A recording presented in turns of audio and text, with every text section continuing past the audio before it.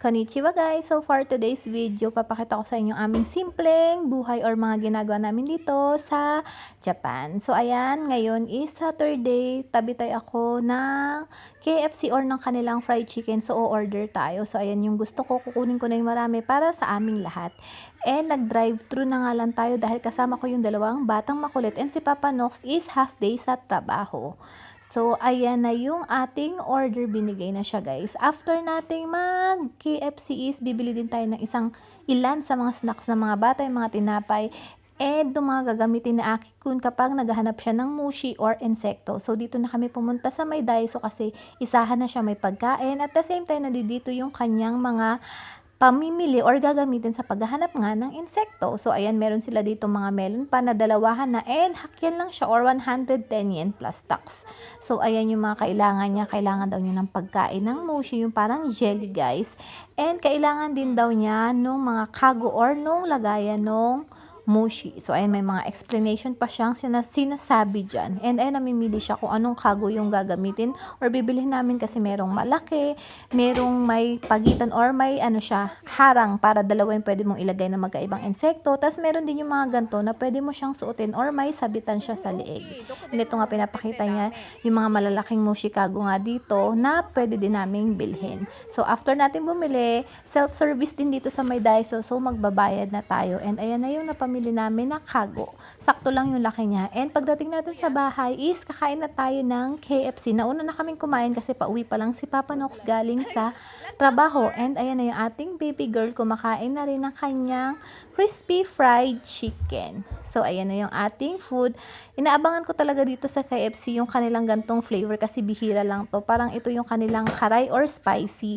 Maanghang siya pero tolerable naman. Pero kasi yung nagustuhan ko sa kanya is yung pagka-crispiness niya. Kasi yung original chicken nila is hindi ganun siya ka-crispy or hindi siya ganun kalutong. And yan yung part ng chicken na gusto ko, yung kanilang wings. So ayan, kain tayo, itadakimasu. And ayan na nga, after natin kumain, nandyan na rin or dumating na si Papa Nox galing sa trabaho. And the usual na gagawin namin is maghahanap kami ng mushi or ng insekto. Dito namin napiling maghanap sa may kanilang school malapit. So ayan, nakakita daw siya dito ng mga tipaklong nung sila ay may pasok sa school. So binalikan namin siya ngayon and pwede naman pumasok. So dyan kami nagtingin-tingin. And ayan na rin si Ayumi Chang-Chang, naglalakad-lakad or naghahanap din ng mga insekto. And ayan na yung time na nakakuha sila ng insekto ni Papa Nox and nilalagay na nila sa may kago. Maganda din talaga na may mga gamit katulad nitong net na dala-dala namin kasi para kung hindi mo kayang hawakan yung insekto or kung mabilis yung insekto is makukuha mo pa rin siya gamit nga itong ganitong parang pangkuha na may net. Hindi ko alam kung ano yung term sa kanya.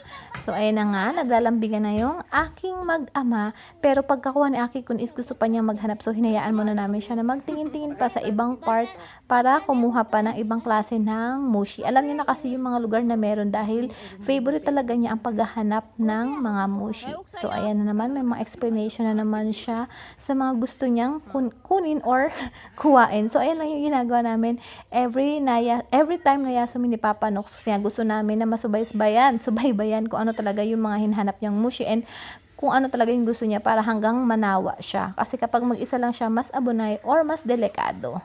So, ayan siya guys. Meron din dito na may mga pa-swing. So, nag-swing-swing kami dyan nila Ayumi Chang-Chang habang si Aki-kun is still naghahanap pa rin ng mga mushi. And ayan na nga, maganda din dito is nakakapaglakad-lakad din si Ayumi Chang-Chang or nakakapaglaro-laro. Hindi ba siya naboboring habang si kuya niya is naghahanap ng mga insekto or habang si kuya niya is busy din. So, after namin dito sa may outdoor, pumunta din kami dito sa may indoor palaruan sa mall dahil may mga kailangan din kaming bilhin. So, habang sila ay naglalaro dito, ako naman ay namimili. Hindi kasi kaya na lahat kami mamimili dahil makulit yung mga bata. At the same time, si Ayumi Chang alam na talaga niya na may palaruan dito sa may second floor. So, every time na pupunta kami dito sa mall na to is kailangan talaga pupunta siya dito or maglalaro siya dito sa may slide. So, ayan, dapat nandiyan din si Papa Nox dahil kailangan may magbabantay dahil medyo maliit pa nga si Ayumi Chang. At the same time, may mga iba ding mga batang naglalaro na mas malalaki kay Ayumi Chang. Tsaka mas maganda na natitingnan siya ng parents talaga kaysa isa yung walang nakatingin kasi nga para nang kaatara or kung ano mang mangyari is may nakabantay. So ayan na si Papa Nox, pagod na dyan si Papa Nox, and si Ayumi Chang or si Aki Kun pala is pagod na rin. After naming maglaro ng mga bata is namili naman kami ng ilan sa mga grocery dito sa Big Day. Kanina sa mall is hindi kami masyado namili ng grocery kasi medyo may kamahalan doon. Dahil dito talaga ako namimili sa may Big Day. Yan siya. Diyan talaga yung mga mura at saka kabisado ko na kasi mga presyo at saka yung mga lugar kung saan kukunin yung aming mga grocery or ipamimili. Tapos after naman namin mag Big Day, yan. Meron na namang park dito. So naningin again kami ng Moshi. So yan lang naman yung mga gustong gawin ni Aki Kun. Pinagbibigyan namin as much as kaya. At least nakikita namin and safe siya. So yun lang ating vlog for today. Salamat sa panonood. Matane!